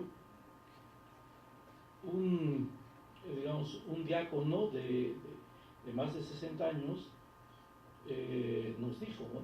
Yo pensaba que la vida del campesino era simple y que no había cambios. Ahora veo que los cambios son posibles, que los puedo diseñar y que los puedo lograr con lo que tengo en la mano. Entonces, para mí esa fue como la frase más importante de todo el curso, ¿no? Que la gente conciba que el cambio es posible. Y también creo yo que eso sería muy importante que lo pudiéramos tomar desde la academia, porque ahora los académicos, igual que mucha gente en todo México, no pensamos dónde podría darse un cambio, ¿no? Sabemos que estamos oprimidos, explotados, ¿no? Saqueados algunos pueblos, ¿no?, de sus recursos naturales, y no sabemos cómo enfrentar esa situación. Entonces, estamos colonizados por la idea de que ese cambio es natural, ¿no? Esos procesos del extractivismo son naturales y no tenemos manera de cambiarlos. Creo que lo primero que deberíamos hacer nosotros mismos sería pensar que ese cambio sí es posible, ¿no? Inducir esos cambios, compartirlos con otras gente. Entonces, esa es otro elemento. ¿Es posible establecer un cambio? Sí es posible, ¿no? Lleva tiempo, ¿no? Ahora ya tenemos 10 años trabajando en la misión de Bachajón. Lleva tiempo poder lograr una comprensión intercultural y lograr cambios, tanto del lado de las comunidades como del lado de nosotros, ¿no? Eso es algo pues que no se da rápidamente, no se da según la necesidad que nos exige el SNI de publicación o de otro tipo de compromisos con las organizaciones para las que somos asesores o cosas por el estilo. Va en su propio tiempo, ¿no? Dice Fernando que es necesario la deconstrucción. Quizá yo estoy hablando de las mismas cosas con otras palabras. Cuando digo cambio de estrategia, estoy hablando de esa deconstrucción. ¿Qué cosa es lo que nos ha llevado a la situación que estamos viviendo ahora? ¿Cómo podemos comprender las trabas materiales, pero también mentales, que nos impiden el cambio? Eso es lo que nos da pie para poder pensar en otra cosa, en otro futuro, en otro modo de vida. Cuando se avisora otro modo de vida, entonces la gente se anima a participar en el proceso de cambio, ¿no? Y también ahí tal vez tendría una diferencia con Fernando, porque él habla de la alienación de la tecnología. Pero hay tecnología autónoma, original, ¿no?, de la cual, digamos, el maíz es un eje fundamental en toda la cultura de los pueblos mesoamericanos, ¿no? Pero Guillermo Bonfil nos habla de una cultura alienada, cuando ese maíz nos es expropiado y entonces una compañía lo transforma en un organismo genéticamente modificado, nos lo vende, ¿verdad?, y se cultiva en las tierras de las comunidades indígenas, alterando otros componentes de los ecosistemas. Entonces, ahí sí yo diría que hay una tecnología alienada. Pero también nos habla Guillermo Bonfil de la apropiación, de que la gente tenga la capacidad para elegir qué componentes puede incorporar a su cultura sin alienarla, sin perderla, ¿no? Sino que lo fundamental es lograr el control de ese elemento cultural que están incorporando, ¿no? Entonces yo no, bueno, tal vez soy agrónomo, ¿verdad?, no haría una satanización de de la tecnología en términos generales, ¿no? Siendo algunas sí, otras no. Otras tecnologías pueden ser liberadoras. Fernando,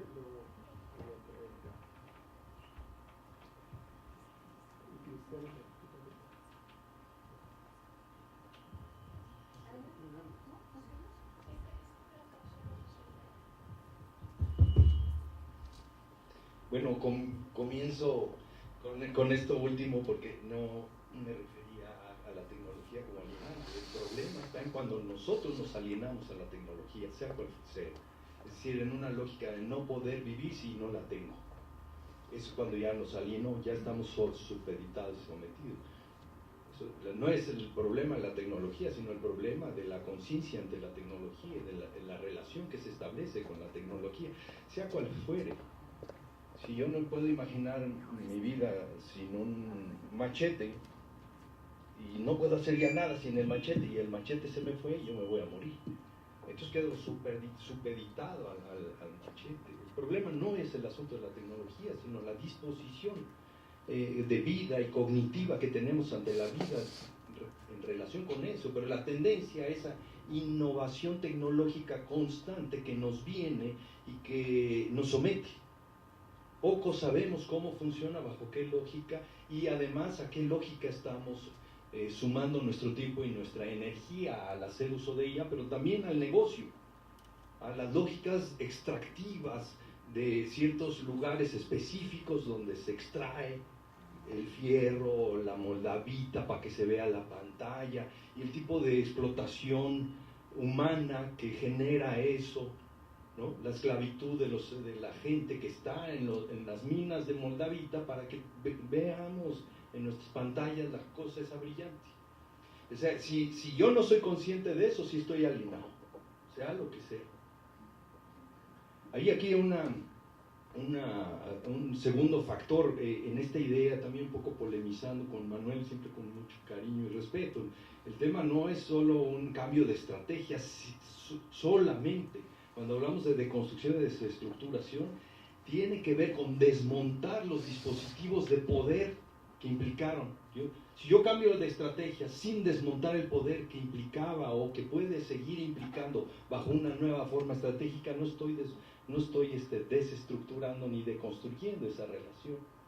Entonces, sí es importante que sea un cambio de estrategia, pero con una franca intencionalidad de desestructurar y de desmontar los dispositivos y las lógicas de poder que permiten que funcione así. Yo soy un poco más optimista. Manuel empezó muy radical en decir no estamos preparados, y me simbra y lo escucho y me va a resonar, voy a quedar soñando a ver qué me dice mi sueño. Yo creo que tenemos a nuestro favor dos cosas ya. Una, que somos la mayor parte mexicanas y mexicanos, hijos de pueblos nativos.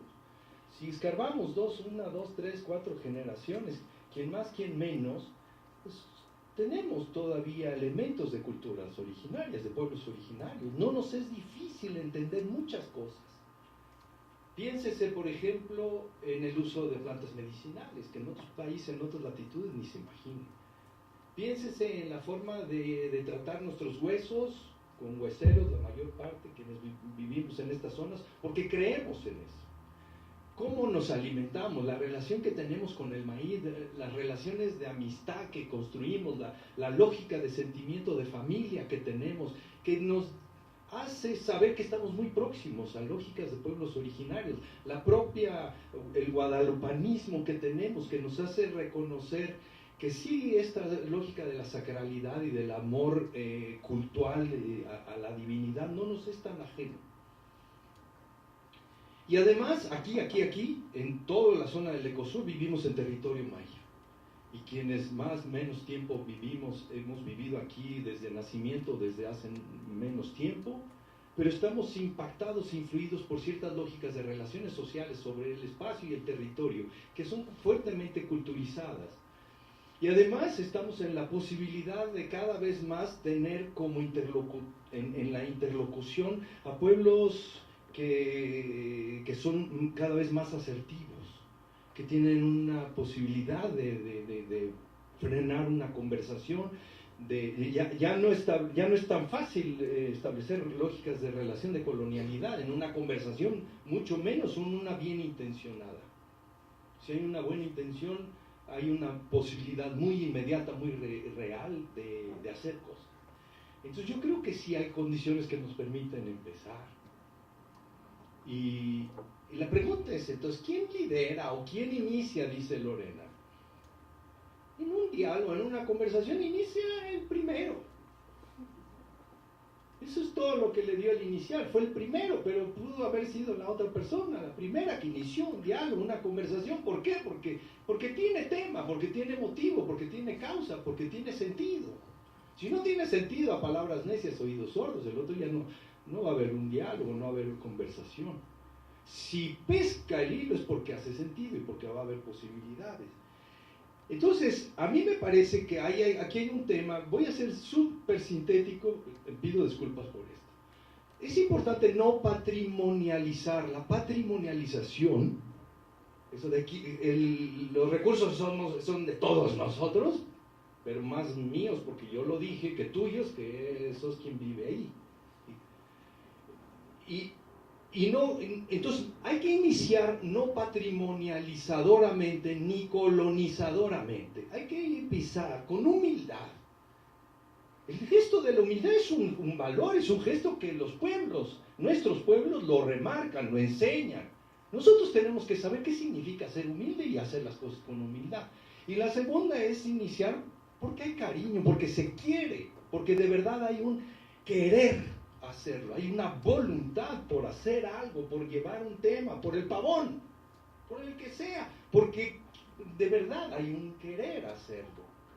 Sea el tapir, sea el jaguar, el quetzal, se lleva uno el tema. Pero entonces aquí, además, es con una disposición, y solo los enuncio, a la comprensión, como Manuel nos remarcó desde el principio, a la complejidad, como también Manuel lo dijo y también lo dijeron las compañeras, lo remarqué yo.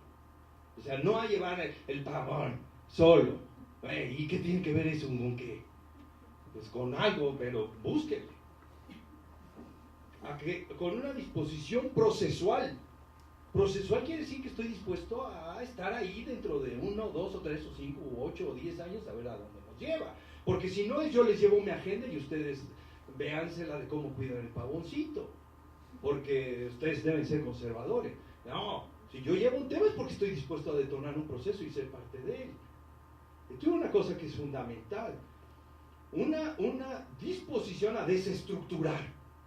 Entonces, ¿qué cosas estructurar? Militantemente a desestructurar las lógicas de falta de información o de colonialidad o de alienación, lo que sea.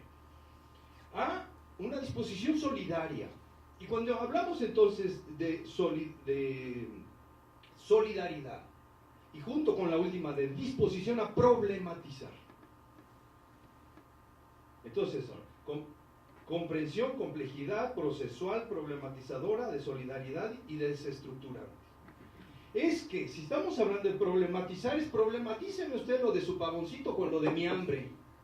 Problematíceme usted eso con lo de la salud que tiene mi hijo que no lo atendieron en el hospital.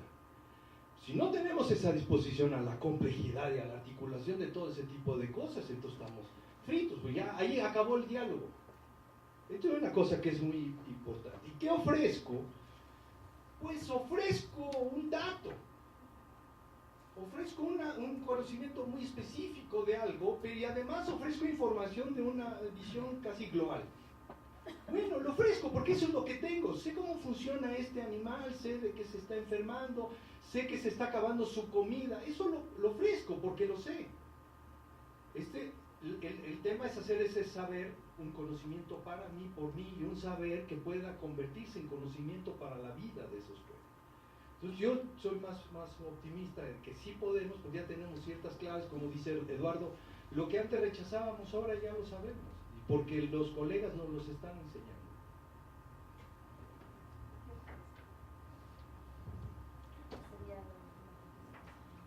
buenos días. Pues únicamente creo un par de comentarios, pues nada más para pues aportar un poco sobre lo que creo ya se ha dicho también, ¿no?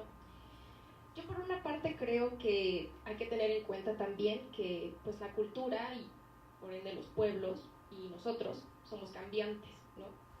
Entonces no somos estáticos y por lo tanto no podemos permanecer de una sola manera, ¿no? Y lo digo por las nociones de cultura que de alguna manera pues a veces se tienen nociones en su mínima expresión, ¿no? Y se reducen a pueblos indígenas, pueblos originarios, ¿no? Y que lo mismo pasa con la parte de la interculturalidad. Entonces, misma desde la interculturalidad crítica, creo esto se ha dicho también, ¿no? Que interculturalidad no es justamente mi relación o hablar de pueblos indígenas o pueblos originarios, ni ruralidad, ¿no?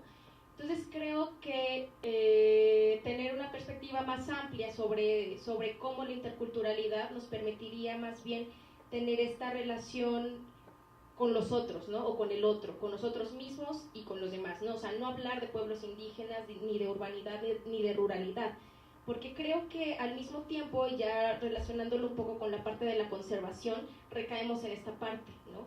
Que, bueno, una de las intenciones, considero, de la conservación, pues es mantener esto que todavía existe y que sí comúnmente se encuentra en el territorio de los pueblos originarios, ¿no? Pero creo que también enfocarnos en solo esta parte ha permitido ignorar la otra, ¿no? Que sería la parte urbana, y que creo que Mateo justo hace ya un rato mencionaba que está pasando, ¿no? en las zonas urbanas, ¿no? Y justamente es eso, ¿no? O sea, yo creo que la academia también muchas veces se ha enfocado mucho en la ruralidad y en los pueblos indígenas, mientras que en la parte urbana existen problemáticas similares y en una magnitud mucho mayor, ¿no? Entonces, a lo que me refiero también es a que con estas ideas que sí parten desde un posicionamiento, bueno, desde relaciones de poder, ¿no? Desde pensamientos coloniales en la conservación, los pueblos originarios también de alguna manera son, por así decirlo, violentados, ¿no? En su modo de vida, en su forma de existencia. Entonces,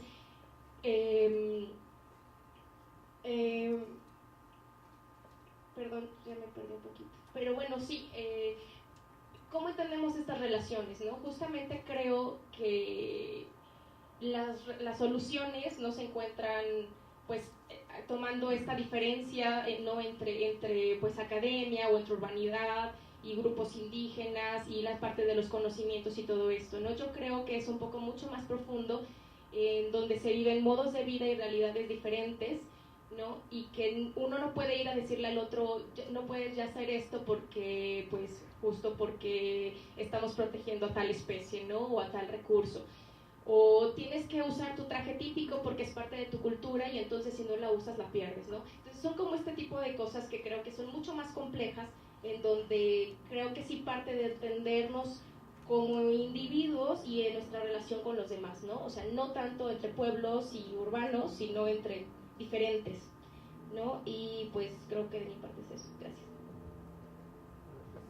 Cristiani, y nada más un momentito, no sé si en Tapachula sería la última, si quisiera una intervención en Tapachula, y si no, ya vamos a pasar con no sé si en Tapachula quisieran. ¿En Tapachula nos escuchan? ¿Quiere realizar alguna intervención por allá o...? Por ahora no, está bien, gracias. Entonces, Cristiana, y luego pasamos a la conclusión de Primo. A la síntesis, perdón, a la síntesis. A la síntesis. Aquí ya surgieron tantas cuestiones que podría comentar tantas cosas, ya tengo que elegir 2 o 3 por el tiempo. Uno es lo de la sacralidad, y allí creo que es un tema que ya no se tocó mucho, alguien lo iba a tocar según los correos, pero creo que ya no se hizo, y es la cuestión del territorio, de la construcción de identidad y estas cuestiones. Por ejemplo, se ha mencionado lo del uso medicinal de recursos naturales, de sitios sagrados. por lo general, un uso muy importante tanto de flora como fauna es con fines curativos, es muy importante todavía. Y eso no nada más está relacionado con los recursos, y eso va un poco hacia esa pregunta que lanzó Lorena en los correos, porque para algunos es madre y otros lo ven nada más como una fuente de recursos, que en muchos pueblos originarios no es únicamente el recurso que extraen para curar, sino tiene que ver con la espiritualidad, con el mismo sitio, y entonces la tierra para ellos no nada más es proveedora del recurso para sanar, sino es como dadora de vida y también es como una fuente para la salud. Y no podemos desligar el territorio de todos esos usos que se hacen. Por ejemplo, en la interculturalidad ponen esas clínicas, como aquí en San Cristóbal, el hospital, no sé cómo se llama, pero justo es eso, es decir, lo extraen del territorio, de todo lo que está relacionado con espiritualidad, con conocimientos, con saberes, y lo quieren poner en un lugar que el gobierno dispone, concentrarlo allí. Entonces, realmente no nada más se trata de otra vez subalternar todos estos costumbres, tradiciones, los que tienen los pueblos, al sistema. Entonces, que muchas veces esa discusión sobre las diferentes culturas, de cómo lograr la interculturalidad, etcétera, tiene esta agenda oculta atrás, ¿no? Es decir, hago un diálogo, veo cómo le hago, pero finalmente te incorporo a mi sistema para que ya estés contento, porque ya aceptamos los elementos que a ti te gustan. Entonces yo creo que sí, también como académicos tenemos que tener mucho cuidado, ¿no?, para no caer también en este juego. Y nuestros diálogos que hacemos muchas veces pueden ser redireccionados hacia eso, y creo que eso es también lo que nos pasa mucho en las reservas. Breve. Breve. Bueno, muy difícil ser breve ante la velocidad de los argumentos. Voy a intentar hacerlo. Y empezaré diciendo que la mesa se estableció anticipando estas visiones de debate. Y nos planteaba como varios niveles donde posiblemente íbamos a identificar posiciones encontradas.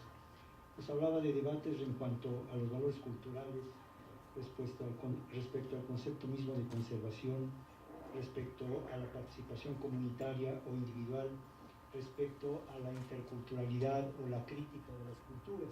Es decir, que son temas que implicaban de por sí ya una posición o posiciones encontradas.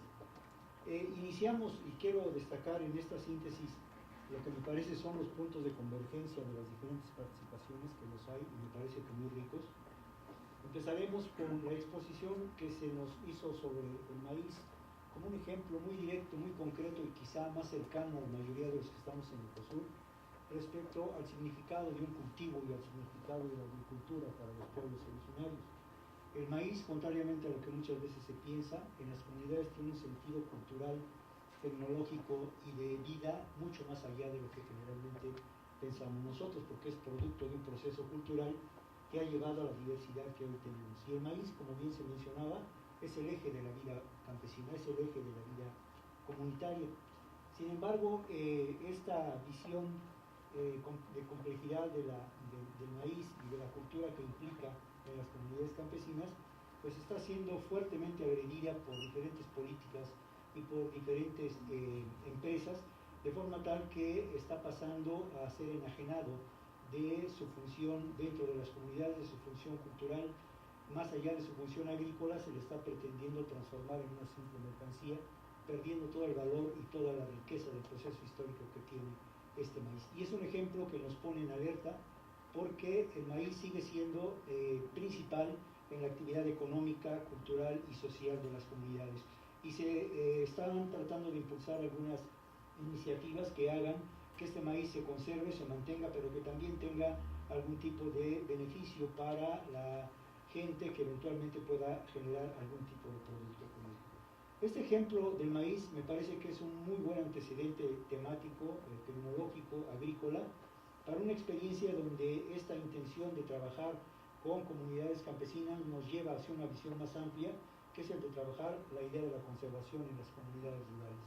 Y ahí se nos destaca otro problema importante, y es el hecho de que no estamos exentos de una relación de poder, de una relación donde eventualmente se llegan a poner en palabras de los propios agricultores, de los propios comunitarios, las ideas o los conceptos que vienen desde las instituciones. Y de esta forma se genera una diferencia respecto al significado de las palabras, de las ideas o de las propuestas. Y cuando se habla de conservación, que es el ejemplo más concreto de esta mesa, pues resulta que los productores entienden una cosa, las instituciones están entendiendo otra. Y no se trata simplemente de una diferencia de idiomas, sino que se trata de una diferencia de concepciones, de una diferencia de percepciones respecto a la importancia que tienen los recursos. Esta actividad de tratar de interactuar respecto a temáticas más allá de la actividad agrícola respecto a la conservación, nos lleva a tener que incorporar las visiones que la gente tiene, los criterios que tienen para definir respecto a lo que debe o no conservarse y en consecuencia ver lo limitado de muchas de nuestras aproximaciones. Y en ese sentido, destacar que en las instituciones y quienes se acercan a las comunidades llevan también todo un bagaje conceptual, un bagaje terminológico que muchas veces no queda más que en la argumentación verbal y que pocas veces se manifiesta en acciones concretas. Uno de estos casos que está desafiando muchas ideas, pero que en la práctica todavía requiere fundamentarse, es el llamado diálogo de saberes, donde en realidad solamente hay un intercambio de información y difícilmente se considera el conocimiento campesino en el mismo plano cognitivo epistemológico que lo que podría tener la ciencia, que es lo que le daría la verdadera dimensión de diálogo a estas diferencias. Entonces, a partir de estas limitaciones o de estos desafíos, de estas interrogantes que han surgido respecto al trabajo agrícola con cultivos muy importantes como sería el maíz o acciones más amplias a nivel comunitario como es el de la conservación de los recursos, pues bueno, se plantea que hay necesidad de ir más allá, de romper estas barreras entre los agentes externos y las comunidades y que se requiere integrar de una manera mucho más dinámica, mucho más activa a lo que son los saberes tradicionales en las decisiones y en las acciones que se decidan conjuntamente con la gente. Esto es pasar del discurso, pasar de las buenas intenciones a las acciones de participación donde los productores verdaderamente se involucren en estos procesos y fundamentalmente en la toma de decisiones. Y esto plantea ya un desafío grande para los académicos que se acercan a las comunidades. En primer lugar, se requiere abordar también la dimensión de la subjetividad, es decir, tratar de entender lo que significan las cosas, los procesos, los recursos para la propia gente, más allá de lo que nosotros podamos estar teniendo. Es decir, cuáles son las acciones, las motivaciones o los valores que la gente tiene para hacer o no hacer las cosas. Ese es un desafío muy grande para nosotros que tenemos una motivación, tenemos acciones y tenemos valores distintos que necesitamos confrontar. Se necesita en este sentido también identificar cómo cambiar las estrategias, es decir, plantear acciones o secuencias de acciones que eventualmente modifiquen las cosas atendiendo a la subjetividad que pueden tener la gente, los productores, para tratar de lograr los objetivos que se están planteando. Y en este sentido, bueno, pues es fundamental conocer cuáles son los recursos con los que se cuenta. Y de esta manera, entonces, al irse acercando, partiendo de casos muy específicos, con una visión muy tecnológica inicial que va incorporando visiones sociales y visiones organizativas, pasar a una fase de trabajo colectivo donde se incorpora la cultura, se incorporan los productores y finalmente se incorporan sus visiones y se incorporan sus expectativas. Este escenario me parece que es el escenario que caracteriza a la mayor parte de las actividades que se realizan en Ecosur, pero se plantea que hay posibilidades y la necesidad de ir un poco más allá. Es decir, que toda esta interacción intercultural está mediada por una relación de poder y que en consecuencia siempre que interactuamos con otras culturas no podemos pretender ser objetivos y estar aislados, sino que ya llevamos todo un bagaje que inconscientemente imponemos a las comunidades. Y que en este sentido lo que se requiere es llegar con una serie de atributos o con una serie de características que nos permitan involucrarnos más allá de esta mera intercambio de información o de estas meras buenas intenciones. Se necesita incluir en nuestra relación con las comunidades la capacidad de comprensión, la capacidad de incluir la complejidad, la idea de integrar a los eventos en los que iniciamos como procesos y en estar dispuestos a desestructurar y a descolonizar las estructuras o las relaciones de poder que existen al interior de las comunidades, siempre con una visión de solidaridad, pero también con la disposición a identificar los problemas y a ofrecer soluciones.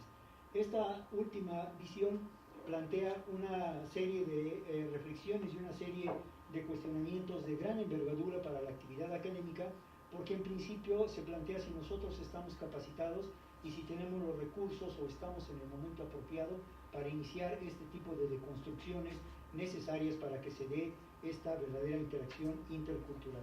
Por una parte hay quien considera que tenemos limitaciones todavía fuertes, puesto que tenemos este bagaje cultural, teórico y metodológico y conceptual que no hemos podido todavía confrontar o identificar al mismo plano que el que tienen los productores.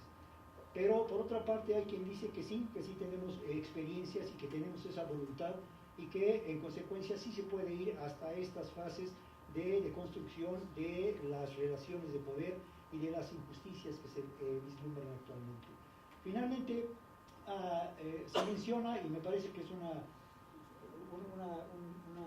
reflexión, un señalamiento muy importante, que tenemos que partir del hecho de que las culturas, ninguna cultura es estática. Y muchas veces en nuestras visiones de cambio y de respeto hacia las otras culturas, inconscientemente estamos planteando que la cultura a la cual nos acercamos no debe de cambiar, sino que simplemente debemos de partir de un plano de permanencia que no debe de cambiar. Entonces esta es una primera observación que me parece de gran importancia. Las culturas cambian. Hay otra que está directamente relacionada con esto, es que las culturas no son homogéneas. Al interior de las comunidades hay una gran cantidad de diferencias de todo tipo que conviene tener presente, porque muchas veces en nuestras buenas intenciones, me parece que aquí en esta mesa se hacen ya observaciones muy importantes respecto a que hay que considerar también a las otras culturas, a los otros grupos sociales que existen en nuestro país y en el mundo.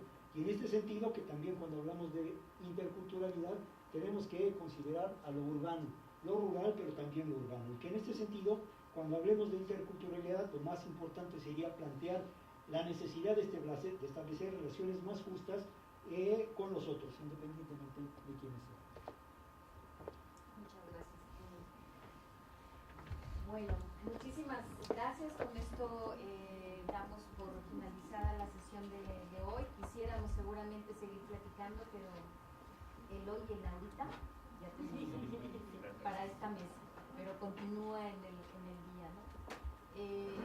Pues no me resta más que comentarles que el comité organizador hará el esfuerzo de sintetizar y reunir toda la información que se virtió en las mesas anteriores y exponerles pues lo que a nuestros ojos pudiera ser esa conclusión, y trataremos de incluir muy nítidamente los retos que consideramos que como institución pues tenemos, ¿no? Y ojalá algunos de nosotros podamos retomarlos y con eso pues continuar nuestra vida institucional y académica.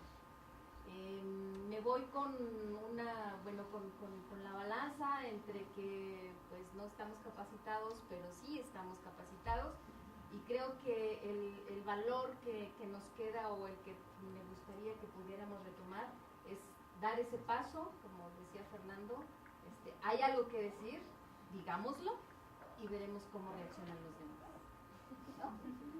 Bueno, pues muchísimas gracias, y la próxima será el 12 de octubre, si logramos nuestra conclusión a tiempo. Y una invitación a quienes no pudieron participar ahora y tienen algo que poner, decir en la mesa, pues sigue abierta la página de la plataforma de estas mesas de discusión para que puedan también complementar ahí.